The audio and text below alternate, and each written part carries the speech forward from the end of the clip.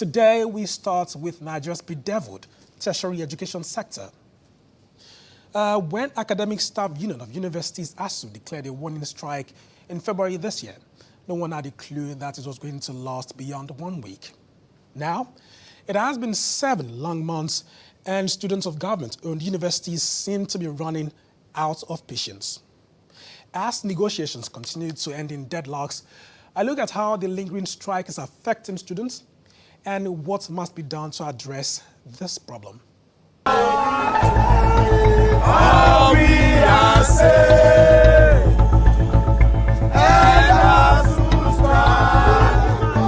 Songs and chants signifying pent-up pain. These university students have been locked out of their classrooms for months. Their ordeal is filled with anguish, anxiety, and annoyance, emotions that have now boiled over and spilled to the streets.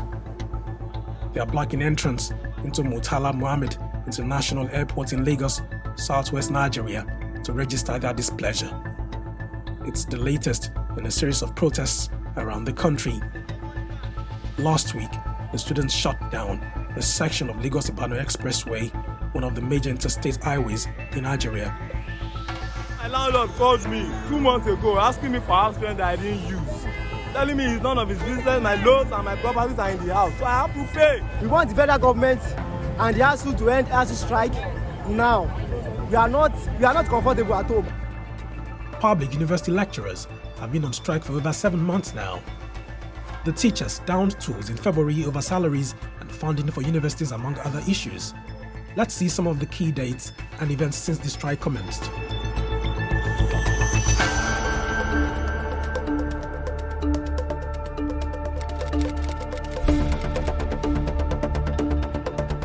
Academic Staff Union of Universities, ASUU, began a 1-month warning strike on February 14th. The union said the federal government reneged on a 2009 agreement that compels it to commit 200 billion annually for 5 years to revive education in Nigeria.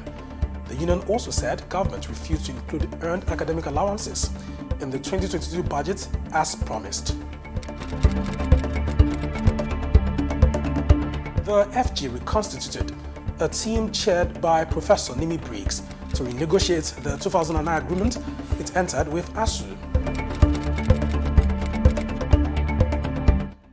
14th of March saw ASUU extend the strike by 2 months to afford the federal government more time to address its demands. On its part, government said it has met the union's demands, wondering why the lecturers extended their industrial action. The proposal ASUU is talking about is 1.2 trillion. Meanwhile, even their former 412 billion that we were paying was even 50% of the total wage structure of the federal government that ASUU was taking a loan before. And now they are saying 1.2 trillion. So our cards are on the table face up. We're waiting for them. Then the next thing you had the Minister of Labour, the two of them, went to air and said we need 1.1 trillion. How they generated, we don't know. They said what they gave us this amount, gave them like a lower amount, that we chased out the government ministry when they were negotiating, that Mutali Jibril was just there and allocated to ourselves. Mutali Jibril want to make the issues. And all lies. Minister of State for Education, Emeka Nwajiuba, said striking lecturers should not be paid, adding that it was irrational to pay the lecturers when they are not at work. ASUU President Professor Emmanuel Oshodeke announced the strike had been extended by 12 weeks. He said the rollover strike was to give the FG enough time to meet the union's demands. Government has already made an offer.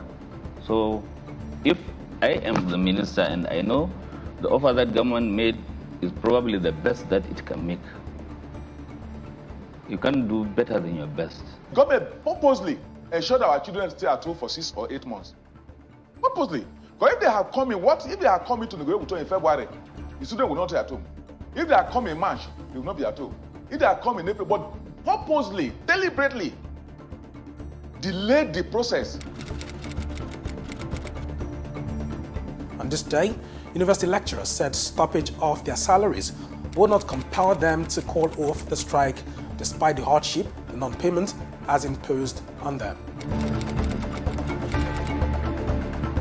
ASUU yet again announced it had extended the industrial action by another 4 weeks. Minister of Education Adamu insisted that government will not pay the lecturers for the duration of the industrial action, saying it was necessary to deter other government employees who may want to go the same route. They are not teaching at the moment. That does not mean they are not doing other things. That does not mean their research may not be going on. That does not mean they are not involved in community development. It is never done anywhere in the world. You can't be the employee, you are the one that is given a job. And you now will be the one that will determine by your employer how they are paid, who to pay you. Now, 6 months after the industrial action began, ASUU declared that the strike was now total and indefinitely going forward. Federal government set up another committee to examine the recommendations of Professor Nimi Briggs' committee. Government also announced a 23.5% salary increase for lecturers and 35% for professors. But Minister of Education Adamu said the lecturers rejected the offer. The federal government dragged ASUU to court on the 11th of September as negotiations hit a brick wall. The government wants the lecturers to resume work while the court is to determine if the industrial action was legal. I see no reason why they would take our lecturers to court because of something that they can sit down and discuss on it. If anyone was to sue anybody to court, it should be Nigerian students. Yes, and indeed, they will hear from the new leadership of National Association of Nigerian Students. The court has every right to change the situation based on what the law says and applying what the law says. On Wednesday, the Industrial Court ordered the Academic Staff Union of Universities, ASUU, to call off the ongoing nationwide strike. On the government side, James Igwe says the suit was filed in national interest, but Femi Falano, represented the lecturers, says asking ASUU to resume work is wrong and scandalous. Away from the war of words between government and ASUU, parents of university students have also felt the heat of the strike.